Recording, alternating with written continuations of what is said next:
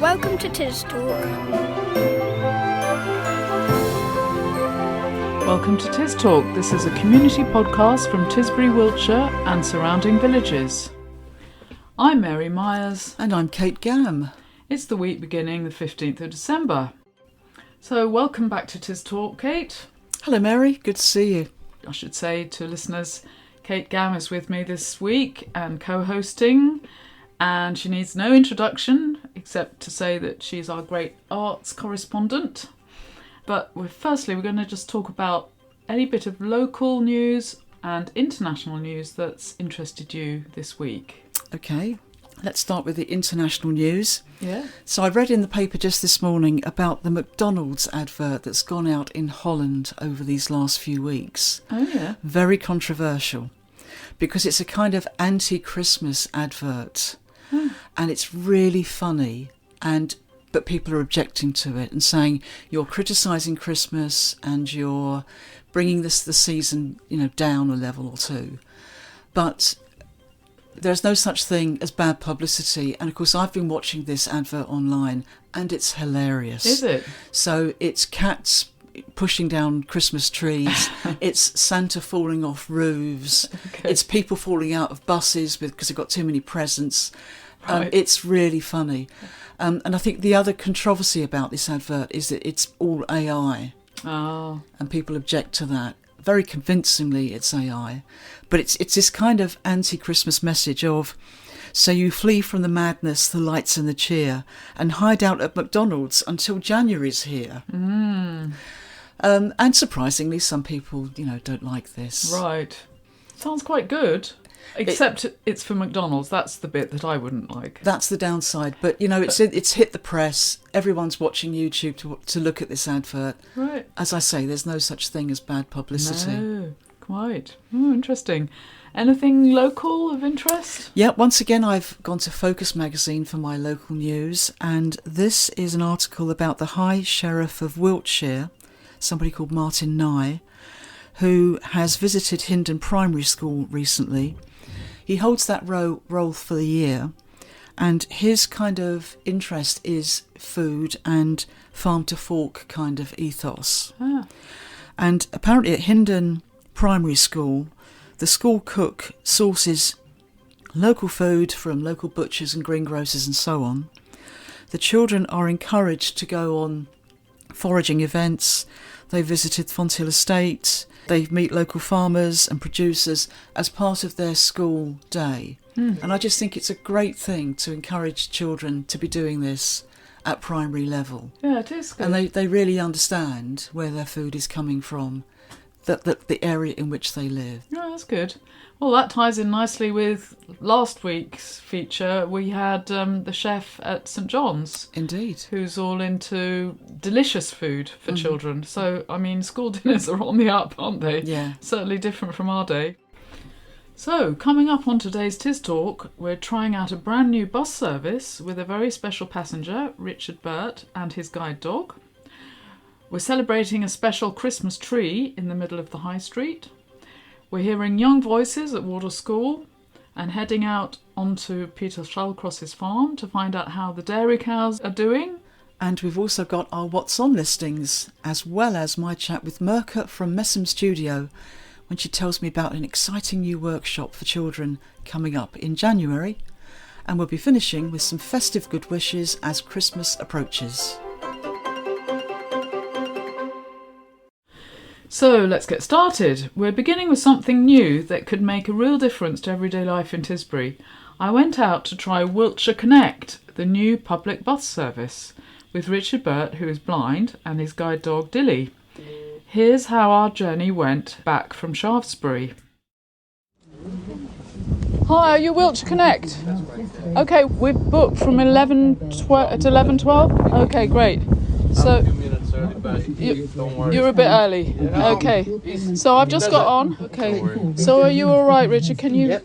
We're good. There's a seat there. Yes, there is. Yeah. Yeah. Go for that one. Give us a little bit of leg room. That's great.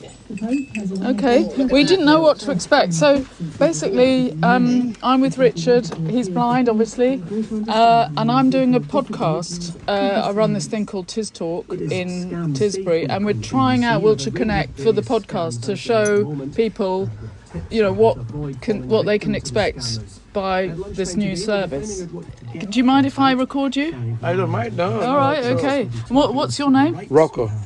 And you're the driver here on Wiltshire Connect. That's correct, This yeah, morning. I am. Is this your full-time job? It is. Okay. We thought it might be like a taxi, but it's a proper minibus, green minibus, and you're not only bang on time, you're early. Yeah. So I try to keep on time, just, make sure we do this, our job the way we're supposed to do. But yes. this service here, you can either expect to see a green van or a white one. Do you feel comfortable, Richard? Yep. Yeah, Okay. definitely. Yeah, efficient. That's good. So it's not a set route, is it? It's really going to be tailor-made to us. That's correct. Yeah, you work on demand. Yes. Like a private taxi. Yes. And I think better than taxi, to be honest. That's You very see, it's good. amazing service. I think everybody should That's what know we're how it trying to works Yes. and use. Trying to spread the word. As they say, use or lose it. Yeah, exactly. Yes. That's So exactly please, what I said. But you know. it's really not that well known yet, is it? Because it's new. Do It's you think? new. It takes time. Yes. Yeah. How long have you been? So you've been here Around here, September September 2025. 5. It really is You really see? new. Yeah. It is, Could yeah. you tell me how much notice do we need to give you? Could I phone you and say I'm in Shaftesbury? Could you come and pick me up? Or do we have to give you like X amount of notice, as in hours? No, you can call any time or can use the app. Okay. Yeah. But the thing is, if you leave to the last minute, like someone just called now, they'll probably have to wait to Yes. the next service. Yes. Probably have to wait, maybe another half an hour because depends where the vans are. Yeah. You So see? how many vans are there? Wow, it's 4 or 5 van works at the moment. I think if the Yes. demand is high, they always add more vans. I see. Okay. Yes. And what about the fare? So then Richard showed his bus pass, and I think I get on there as a carer, an honorary carer today. But in fact, on the app it said I was going to have to pay £3. So what's the situation? Do I actually have to pay £3? Okay, the app is asking for you to pay £3 itself. All right, I Richard will. doesn't pay anything. So I'm just paying by card, Sometimes bits in between. but you can pay by cash as well. Okay. What are the fares? So say if I wanted to come, I don't know, from Warminster back home to Wardour, how much would that cost me? The maximum I ever see them charge Yeah. £6, Oh, but right. that was long distance. Oh, okay. Yeah, maximum. But normally it's between £1 to £3. Oh, okay. All right. Doesn't, Yeah. and especially if you have a concession card for the elderly people, it's Yes. free. So will you now be able to take Richard back to his front door, or do you have separate special stops? So we booked it to Anstey, but it didn't say where exactly. But Right. in his case, of course, I would take him to his door. And then what about me? I'm not disabled. Would you take me to my door? We'll or take not? you as close as possible to your door.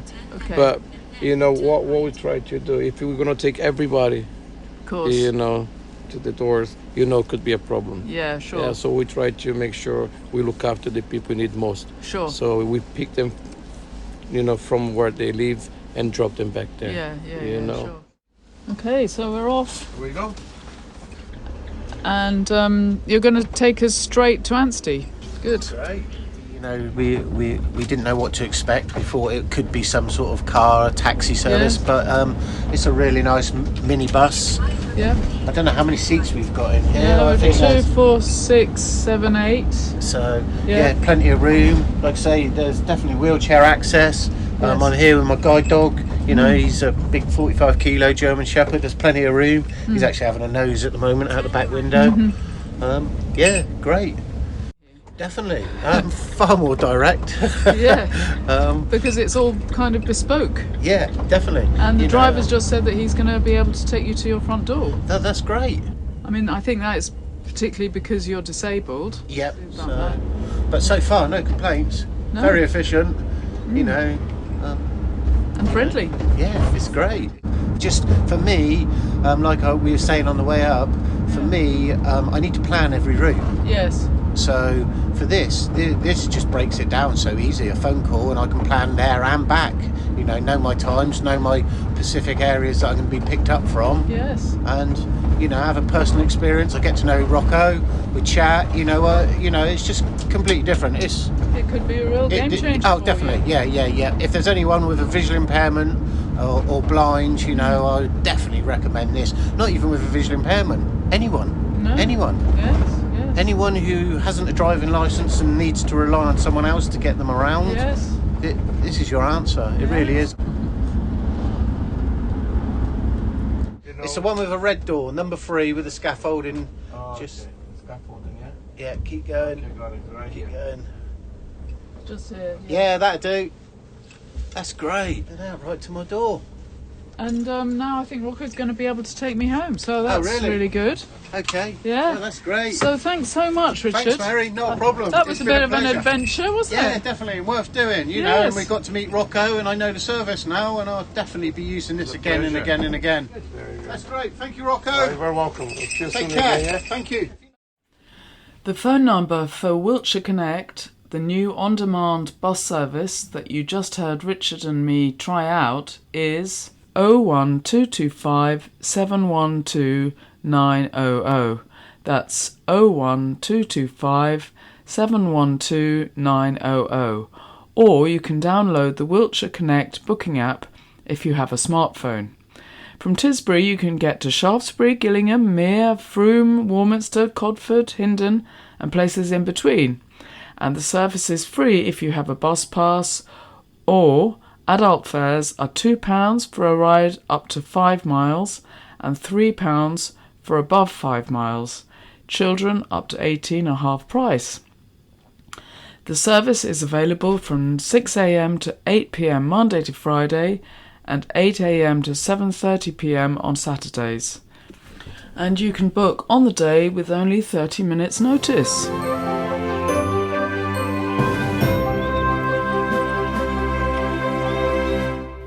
Now, from wheels to branches, Jerry's favourite tree. So, Jerry Mason, we're doing favourite trees, and I think you've got one for us that's very related to Christmas.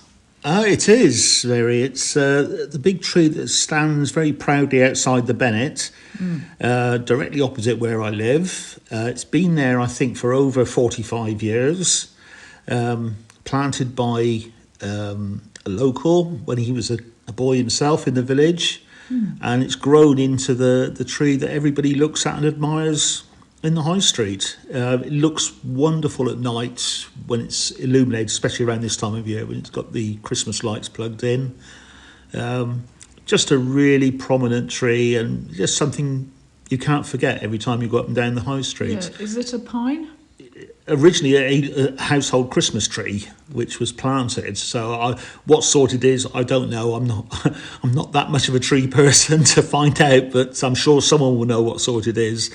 I know there's been issues with it, people looking at the base and the brickwork that's at the bottom cracking a bit, but we've been assured by the Wiltshire tree person that it's safe, it's not likely to fall over, and despite all the strong winds that we've had, it survived and standing tall and proud. So, and who decorates it every year? Well, the lights are left on it all year round. I don't know how long they've been up there, but I think it's before my time in the village. And they're just plugged in for the Christmas season? For the Christmas season, yeah. I'm not quite sure what we'll do if they blow or we have to replace them, because it's probably a bit too tall for us to get up to the top of now. Yes. But it looks a wonderful tree. And it's very festive, isn't it? It is. Long may it continue. Great. Thank you very much, Jerry. Thanks, Mary. This is TisTalk. People, stories and events from Tisbury and the wider Cranbourne Chase.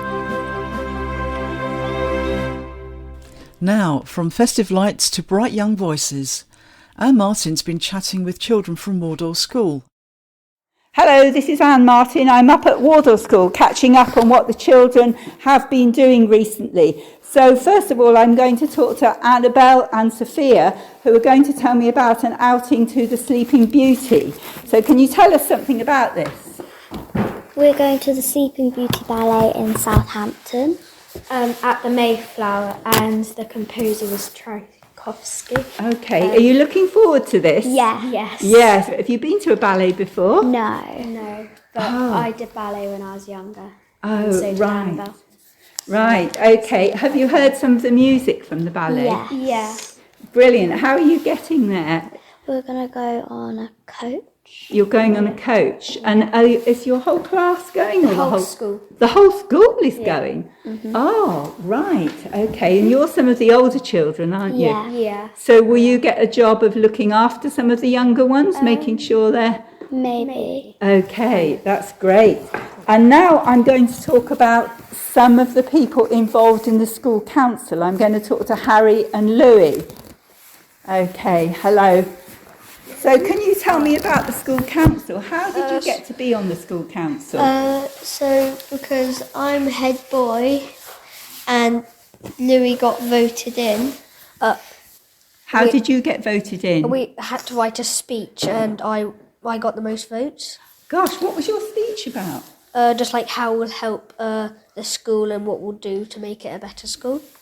Great, that's fantastic. So how often does the school council meet? I think it's every 4 Fridays. Yeah. Right, okay. And how many people are on the school council? We have 2 in year 6, 1 in year 5, 1 in year 4, 1 in year 3, 1 in year 2, 1 in year 1. Oh, so from every year group you have representatives. Yeah. And what sorts of things do you talk about on the school council? We just come up with ideas like how to raise money for the school and maybe School trips. School trips and ideas of what we can do. Oh, okay. So can you tell me something recent that you've suggested? So we've been doing this thing called Corefulness, and we've just recently came up with something that's Corefulness Star, and you get a golden ticket, which equals 5 house points, so it's a lot for your house. Right, that's great. Last week it was anti-bullying week, so which basically we try and help stop anti-bullying. Right. We've been looking at the leaflets we've got and we're trying to improve them so they're better. Okay, now I'm going to talk to the Eco Committee. So I've got Bill and Vlad over here. So can you tell us something about your committee? Eco Committee is about nature, and we do stuff in the garden and the vegetable patch and the pond and just everywhere that's nature really is. On Friday, we had a very interesting occurrence. The pond had been frozen over, and many people gathered around it, trying to break the ice. Well, let's just say it was quite rowdy. Quite rowdy. So, what's in your pond then? We found a newt. Right. And quite a few frogs. The first water boatmen. Right. We called the first frog discovered, named by me, so Froggington or Frogleven. We do activities. You do activities, okay. So we sometimes do vegetable gardening, sometimes pond dipping. What do you grow in your garden? I'm not sure. Stuff like courgette, potatoes, spinach. Courgette. Yeah, we had some more spinach last time I was there. That's good, thank you. And now I've got some children that are involved in the chaplaincy. I've got Malia, Hetty and Xanthi. So can you tell them, what is the chaplaincy? It's where people are religious, and some people just got their chaplaincy badges and they go to a church and schools go there and they get this chaplaincy badge, and it's orange and it's got a cross on it. Right. And that means they're officially a chaplaincy member. Right, a member of the church. Yeah. Yes.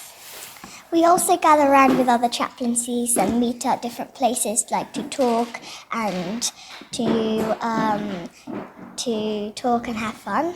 Right, okay. So we sometimes say prayers like Hail Mary, Our Father and Glory Be. Okay. Which church do you go to? Do you have a church in your school? We go to Wardour Church, and in each classroom we have an altar which we say our prayers at. For lunch, when it's our assembly, somebody comes up and we say a prayer to the whole school.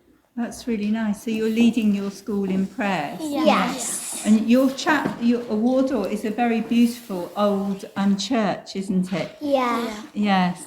And do you walk from the school to the church? Yeah, we walk. We usually get our wellies if it's not that muddy, and we walk and we just get out and we all walk up. Yeah, because it's a very old pathway, I've heard, isn't it, from the school to the church? It dates back hundreds and hundreds of years. And so do you feel special when you're walking that path, thinking that people have done this for hundreds of years from your school to the chapel? It's really fascinating. It's really fascinating. That's lovely. Thank you very much indeed. This is TisTalk from Tisbury, Wiltshire.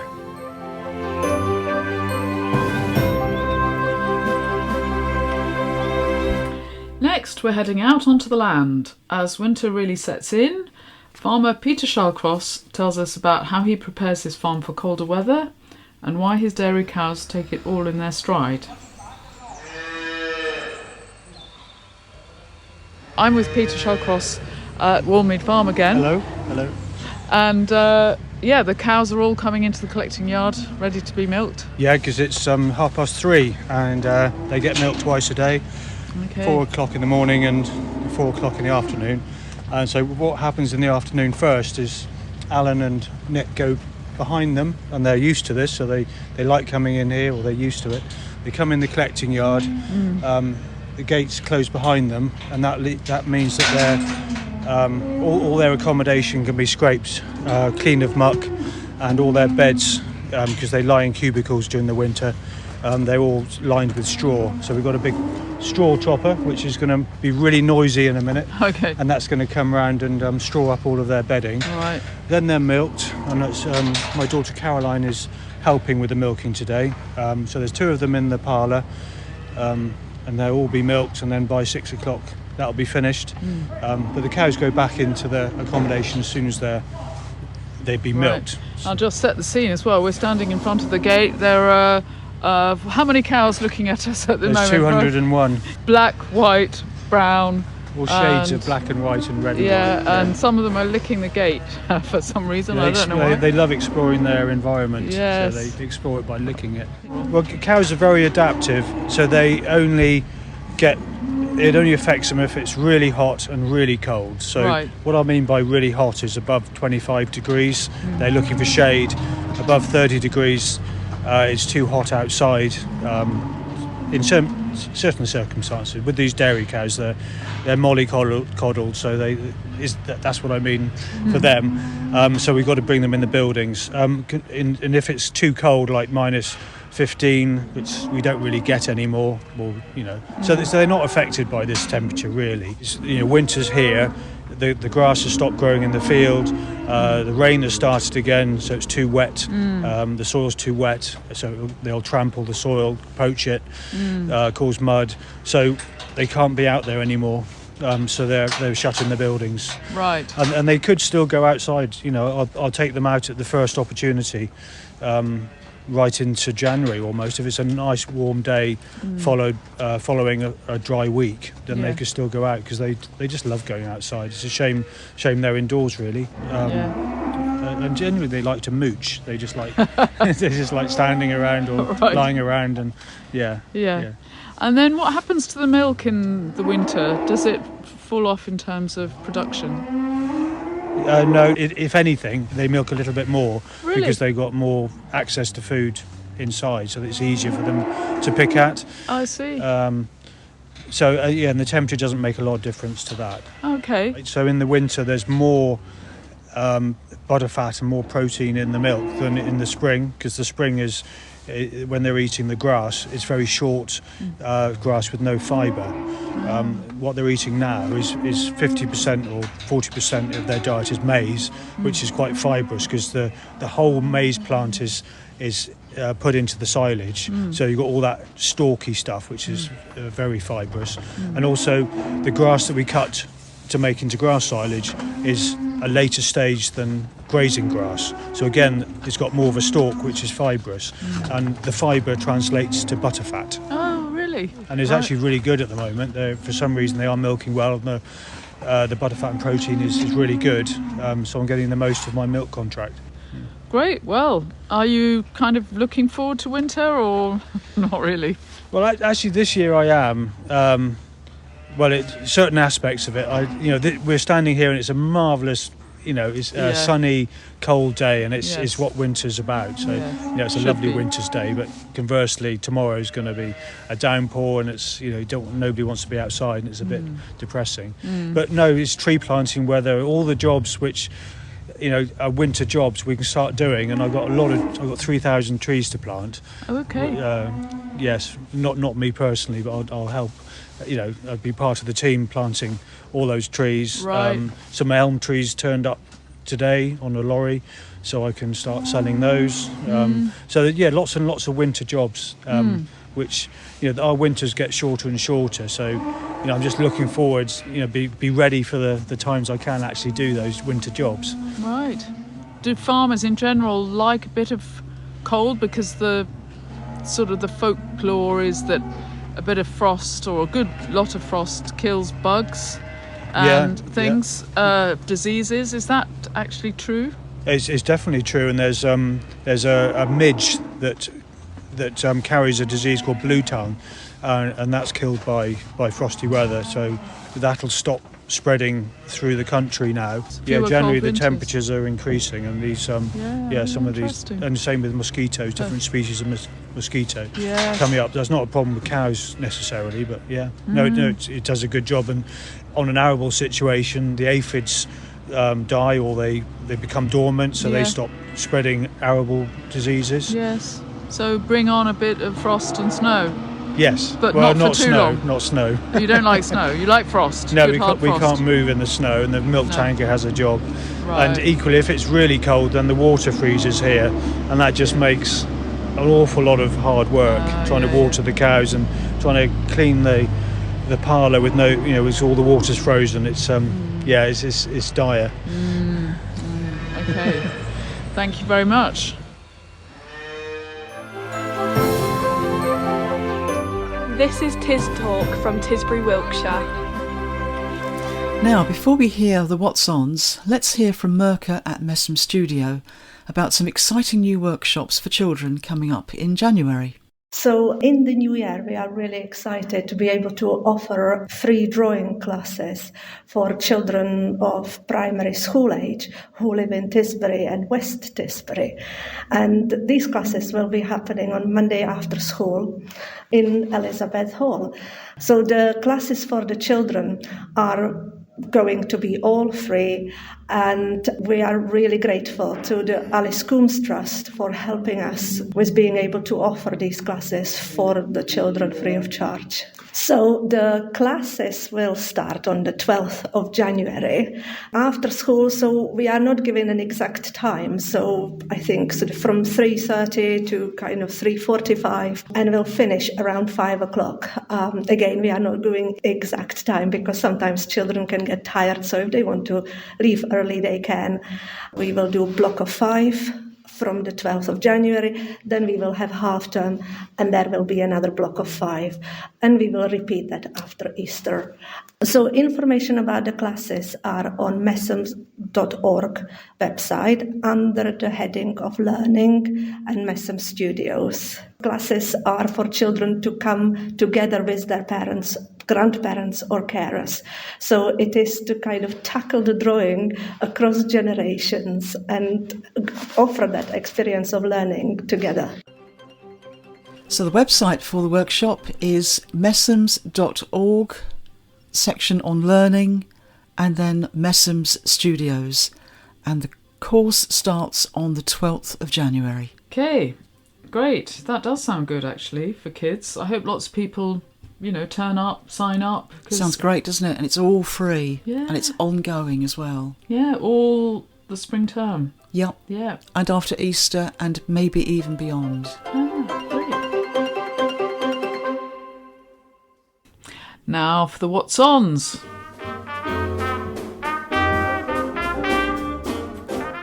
Here's what's on in Tisbury and surrounding villages this week from Monday the 15th to Sunday the 21st of December 2025.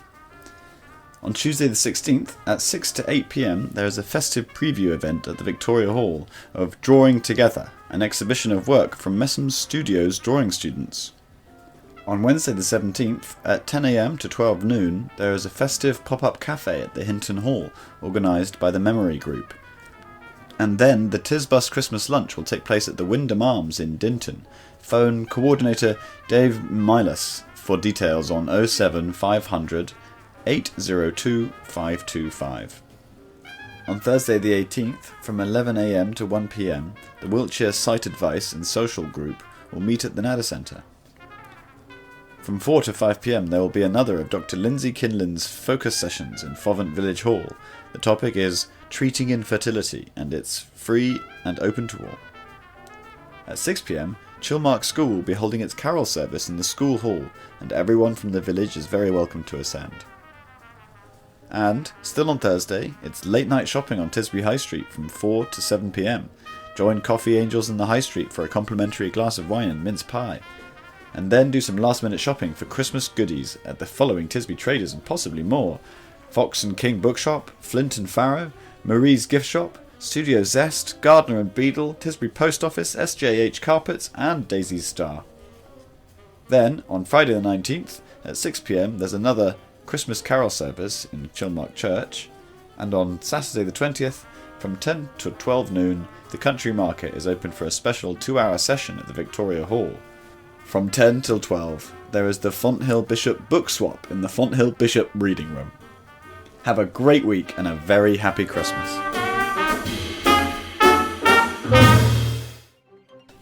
And that brings us almost to the end of this week's TisTalk. A big thank you to everyone who's joined us on the programme: Anne Martin, Peter Shallcross, Jerry Mason, Merca Goldenhan, Richard Burt and Louis Davison. And thanks to you for listening. TisTalk will be taking a little time off into the new year, but we'll see you soon. And until then, Merry Christmas and a Happy New Year to you from all of us here at TisTalk. And to finish off, here's a robin singing, recorded today just by St John's Church, Tisbury. The spirit of Christmas.